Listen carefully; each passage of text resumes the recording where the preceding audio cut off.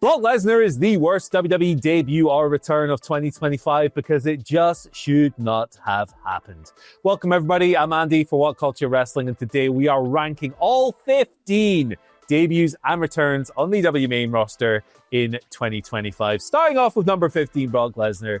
And look, so the guy came back through primarily to participate in John Cena's retirement tour from WWE. He beat him at WrestlePalooza in a match that was not particularly well received. He's since resurfaced for War Games, and he participated on the heel side there. And actually, if you were to remove, all the other stuff, he was one of the better performers in that match, I thought, in general. However, it is impossible to remove the other stuff because the other stuff is being cited 44 times in Janelle Grant's lawsuit against WWE and Vince McMahon. Brock Lesnar has not been found guilty of anything. Brock Lesnar is not up for trial himself. However, there are huge ethical and moral questions that simply were not answered. The matter is that WWE brought Brock Lesnar back at this specific point because they judged that enough time had passed for them to receive minimal backlash for this. And that's why they did it. It's cold, it's cynical, but it's the reality of the business. And it's also why I've put him here at number 15, right at the very bottom of the list, even though he's probably the biggest name on this. Number 14 on this list, I have gone for Nikki Bella. Now, let me explain this one a little bit. I like Nikki Bella. I've always kind of liked Nikki Bella. I thought that even when the Bellas were at their most hated in WWE, she developed as a pretty damn good wrestler with a really mean forearm. I mean, the Nikki Sawa memes go pretty damn hard, and I enjoy those a lot. But this has not been a great year for Nikki Bella in WWE, and I was pro her returning as well, because I think you can never have enough big names. You can never have enough figures from the past who've been there and done it all, who you can use to elevate younger stars. It just hasn't been very effective, unfortunately, for Nikki. She had a bad match against Becky Lynch in one of these years that I thought was one of the best of Becky Lynch's career. I actually thought she was the MVP of WWE for long periods, Becky was, in 2025. They had that bad match, and Becky wasn't great in it either. I mean, that spot where she's smacking her head off the announce table, not good, not good. But then Nikki also had a match with Stephanie Vaquer, and it should be impossible to have a ropey match with Stephanie Vaquer, but she did have a ropey match with Stephanie Vaquer. It was so ropey, there was ropes all over the place. So yeah, like as far as being an active in-ring competitor goes, I feel like Nikki's time has kind of passed. I'm not averse to her being around, but put in these big spotlights, she did not deliver, sadly. And as a fan of hers, I say, it's just not been good. Number 13, JC Matteo. This is another painful one for me personally. I'm a big Jeff Cobb fan, big fan of my beefy boy, taking people on tours of the islands, throwing them around the ring with reckless abandon. But WWE for him so far has just not been a great fit. He was immediately thrown into the MFTs, as they would later be known. He was working in a t-shirt and jeans. Why do you take that away from the appeal of Jeff Cobb is that he's built like a fire hydrant and he throws people around. Why was he wearing street clothes in his first match? It doesn't make any blooming sense. But he just looks a bit silly standing there with his painted face and all that other stuff. And he has not been given the opportunity to go in there and have the kind of explosive matches that make him who he is. It's a real shame, the degradation of this man's on-screen character portrayal, whatever you want to say, since he joined WWE.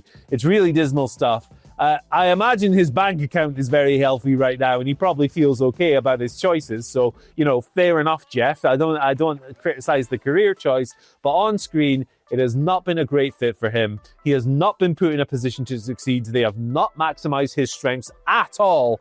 And so far, I'm tempted to call JC Matteo's WWE run a bust. Number 12 on this list is Lash Legend, a main roster debut. Of course, she's been in WWE for several years, but she's just arrived on SmackDown alongside Nia Jax. Literally the only reason that Lash Legend is so low here is because she's only just arrived. There simply has not been enough time between her arriving and me recording this video for me to really believably put her higher. Even though I think this direction is good for her. It worked really well for Tiffany Stratton being positioned alongside Nia Jax, coming out of NXT, and then eventually turning on her, feuding with her, and all of that stuff. So you've got a proven formula with a really exciting young prospect. And actually, I think over the past few years, one of the most improved wrestlers in all of WWE. If you go back to those really early Lash Legend outings on NXT and the other various Level Up and all those old shows they used to have, the difference between where she was and where she is quite stark. I think she's an incredible prospect. I think she leaps off the screen. I think she's got the charisma. I think she's already a good worker. It's just a little bit too early to put her higher on the list. But maybe we'll be talking about 2026 as being a big breakout year for her. I hope so, because she's great. Number 11, Giulia. And the Andy Murray pain tour continues because Giulia is somebody I thought was just a surefire win in WWE, especially on the main roster. She's got the charisma, she's got the aura, she's got the threatening presence to kick your head off in an instant. But on the main roster, it just hasn't worked out for her. The thing about Giulia was that her arrival in WWE and NXT kind of overshadowed a little bit by Stephanie Vaquer, who broke out in such a huge way. But at the same time, she still had a bunch of different feathers in her cap, including an awesome match with Jordan Grace earlier this year that I really loved. I mean, they beat the hell out of each other. But since arriving on the main roster, she's had the United States title run that went completely under the radar, really neglected, not focused at all. She's been paired with Kiana James, which I, fundamentally understand. It's the non-native English speaker. You give her a mouthpiece, all of that stuff. But that pairing has zero chemistry. They just don't pop off the screen at all. And Giulia's aura has just been so badly diminished through her booking on the main roster run so far. I don't think this is entirely her fault. I think that she can rebound from it, but her presentation right now is just not it, and she really needs a rethink heading into 2026. Number 10, don't turn your back. It's Aleister Black, and that rhyme was really whack. I am so sorry about all of that. Aleister Black has had an interesting run since returning to WWE from AEW, where he sometimes appeared not to be the happiest dude in the world with his position there. He has since returned to WWE and settled firmly in the midcard, I think. He's had these opportunities. He's had some big matches, big stories with the likes of Damian Priest and so forth. But yeah, it hasn't really gone stratospheric or anything like that. I think that it would have been reasonable for a lot of people to have hoped for a little more from Aleister coming back into WWE. Now, I do think that his pairing now with Zelina, his real-life wife, of course, has a lot of promise, but we're still at the young, nascent stages of that. It's a little bit too early to gauge just how well that's going to go long-term.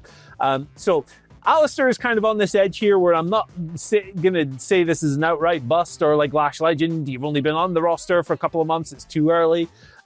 It's just not taking off in the way that a lot of people would have hoped. I'm a big fan of Aleister or Malachi or Tommy End, the various guises he's gone by under his career.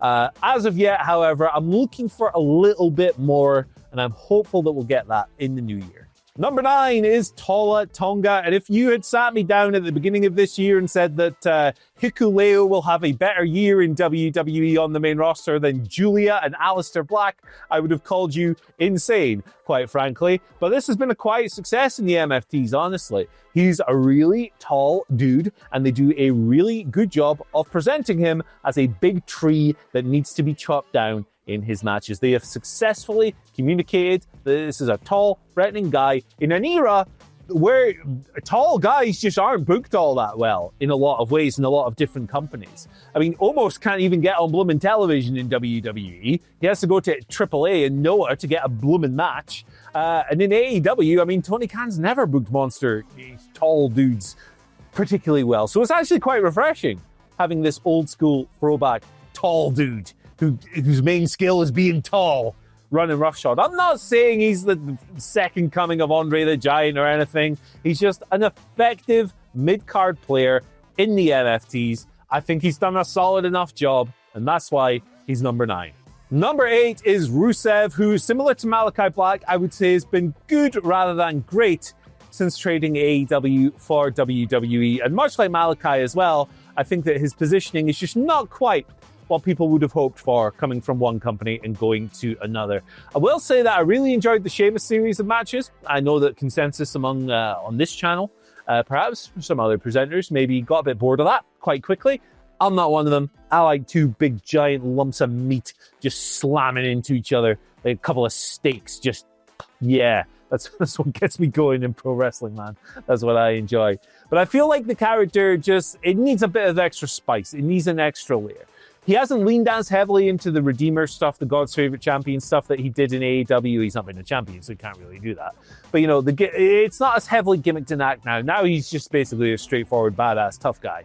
And that's good, because he is that, obviously. I just feel like we need a bit of extra flavor, a bit of extra seasoning on the act to make it stand out and make it feel really fresh. At the moment, he's just a kind of generic, beefy man. And I like generic, beefy guys in pro wrestling as much as the next guy, but he needs something else to really make him pop off and stand out.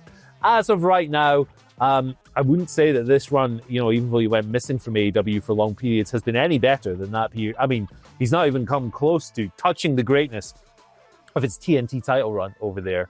So, as far as creative goes, it's a step back for me, if anything. And not a bad year. He's on TV all the time. Just not quite what we would have hoped for, just like Aleister Black. Number 7 on the list is Rey Fenix, a guy who has had a very up and down run since coming into WWE. Obviously debuted after his brother Penta to a very high level of fanfare, and he's had good matches along the way, don't get me wrong. Whenever they've given Rey an opportunity to show the world what he can do, he has done it. It's just those opportunities have been a little further between than many of us would have liked. And also, you have things like he comes in and then he immediately loses at WrestleMania. That wasn't ideal. You could easily have used somebody else to put Grande Americano over, I think. And there's a bunch of other little booking qualms that I could pick at here as well. The bottom line is he hasn't had enough to differentiate himself from the crowd, unlike his brother, who we will talk about a bit later on.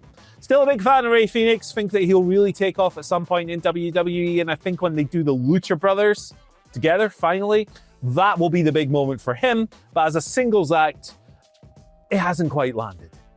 Number 6 is Fraxiom, the tag team of the year in last year's wrestling awards here at WhatCulture. We'll be doing our other ones very, very soon indeed. They've since moved from NXT up to the main roster, hence why they're on this list as a main roster debut. And they've had a good solid year on SmackDown. They've built the core group of talent over there on that roster in terms of tag teams is rock solid. DIY, Motor City Machine Guns, the Street Profits, lots of great teams rocking it over there. Sometimes the booking's a little bit all over the place. Sometimes it doesn't make a great deal of sense. But we're just waiting for Fraxiom to really have that big breakout moment, that big breakout match. I think they're a tremendous act. I kind of like that sometimes they don't have the best on-screen chemistry. Like, they work that into stories, and that's good, honestly, and refreshing. They're not just immediately splitting up and suddenly hating each other. They're a great tag team. We know what they can do from NXT. I think that 2026 will probably bring that tag team gold on the main roster. I can only hope, because I love them. Number 5, Alexa Bliss, who made a tremendous return at the Royal Rumble this year. One of the pops of the year. It was eardrum splitting, and has since settled into a very good role. Now, initially after coming back, Alexa was on and off TV a little bit, not really settling into any storylines or any major programs. Since then, however, since linking up with Charlotte Flair, she's been in one of the most beneficial kind of unions of the year for WWE, because Charlotte Flair was coming out of that Tiffany Stratton feud, which did not paint either of them in a good light at all, I don't think, when they had that kind of unscripted nightmare of a promo battle before WrestleMania. They had 2 of them, actually. And then they had a match at Mania, which was quite ugly in a lot of ways. So Charlotte was not in a good place. Her reputation, has always been a bit overbearing in WWE, and accusations of being overpushed and stuff like that. But since linking up with Alexa, I mean, it's done Charlotte the world of good. She's actually earnestly over as a babyface. And when it comes to determining how good a year someone's had, something I like to look at a lot is how they have benefited others, not just themselves. I think that Alexa has helped out a lot with Charlotte's presentation, and I think that they have stumbled on secret gold, hidden gold, with this kind of odd couple style act. Alexa's own performances have been rock solid. She's always been a very, very good TV performer. I'm really glad she's back. I'm really glad she's had a solid year in WWE, and I hope she's around for many, many more to come. Number 4, I have gone with Roxanne Perez, somebody who's going to be a mainstay in WWE's women's division for, decades, probably. She's extremely young, early 20s. She's on the main roster this year. She has slotted into the Judgment Day just perfectly. She has ironed out any slight awkwardness in her heel act that was maybe lingering from NXT, where she had a bit of a rough turn. But she's just slotted in. She fits this company like a glove. She's probably worked more matches in WWE than anyone else this year. She is an absolute workhorse. And I think that her best years are definitely ahead of her. I mean, she's going to win all the gold throughout her run. She's obviously got the, a major focus at the moment. And putting her in that Judgment Day storyline with Liv Morgan, with Dominic Mysterio, Raquel Rodriguez, has been an absolute masterstroke and a really well-played piece of booking. Huge Roxanne Perez fan. I think from day one, when she was kicking about the indies and in Ring of Honor as Roxy, she was clearly going to be a standout pro wrestler for a bigger company someday. She's here right now. She's doing it right now. I think that they're being a little bit patient with her, but I think those women's world title runs are coming. And I think that the way she's grown into her role is really impressive and really admirable. So good job, her. She's had a really, really good year. Number 4 on this list. I think she's going to have a great 2026 as well. Number 3, I've gone with AJ Lee right here. And in terms of pure impact and going viral and generating impressions online and all of that stuff, kind of hard to beat AJ's return to WWE. Hell of an impact. I mean, it was one of the kind of like last golden goose returns in WWE. And after Punk returned in 2023, it always seemed a lot likelier to happen. And when it finally did, it was huge, it was euphoric, it was cathartic, it was all of those things and more.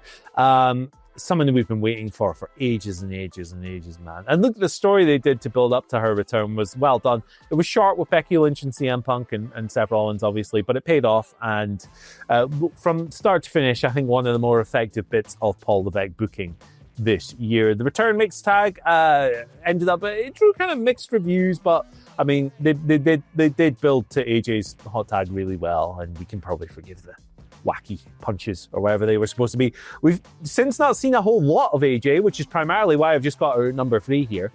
She's keeping a part-time schedule, as is her right. Not criticizing her for that at all. And she was in War Games and all of that stuff as well. I'm sure we'll see more of her in 2026 Royal Rumble. That would be a good spot for her, absolutely. But in terms of impact, even though she's not been around as frequently as the people above her on this list, when she has, it's been meaningful, it's mattered, and it's been huge for WWE. So really cool seeing her back after all this time. And I wonder what kind of shenanigans she's going to get up to in 2026. Number 2 is Penta, and I think a lot of people predicted that Penta would get really over in WWE. This is the era of crowd participation, of catchphrases, of gimmicks, of bold, colorful presentation of characters. And this guy nails all of that. He always has, he always will.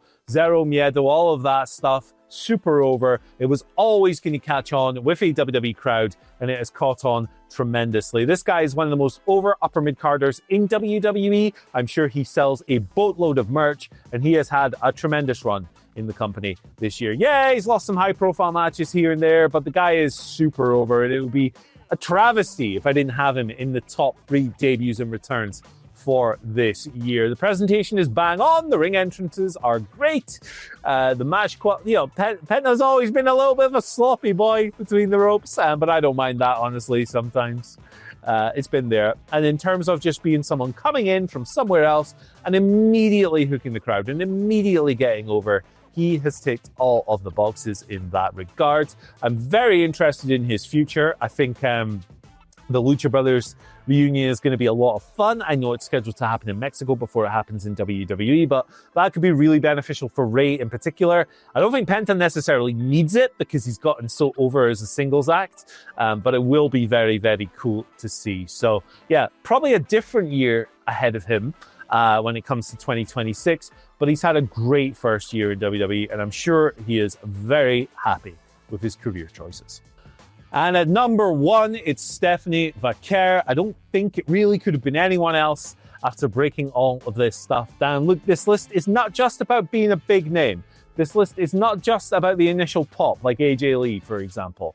It's about coming in and kicking ass on a weekly, consistent, day-by-day basis, and nobody has done that better since arriving on the main. I mean, she was doing it in NXT as well, but this is a main roster list. Nobody has done it better than Stephanie Vaquer. She's currently a women's champion over on Raw. She is hugely over. She has set the standard between the ropes for WWE's women's division in 2025. She's been an unqualified huge success, and they have really, really, really struck gold with her. I think that when she kind of started arriving on the main roster shortly after WrestleMania, there were reports doing the round that WWE were maybe a little bit surprised by how over she got in so quickly, which is a really cool thing to see, because one of the great joys of wrestling is watching plans adjust and watching things change on the fly as things get over, rolling with it, trying to make the most of it. And boy, have they made the most of Stephanie so far. An incredible run. We know that coming to WWE was her childhood dream. It's cool seeing that being fulfilled and seeing that play out on screen. I think she has a real good opportunity now to go down as a Sasha Banks or a Bayley or a Becky Lynch or a Charlotte type figure in this division, and Asuka as well, and be seen as a real standard bearer for future generations in WWE. I don't know, for however long she wants to wrestle. I'm sure she'll be here kicking ass. But let me know what you think in the comments below. How would you rank these returns and debuts? Would you twist the list completely? Would you have JC Matteo at number 1? I don't know. Let me know. There's no wrong answers. It's all opinion. I've been Andy. Hope you're enjoying the year-end content. Hope you're having a great holiday season. I'll see you soon. Goodbye.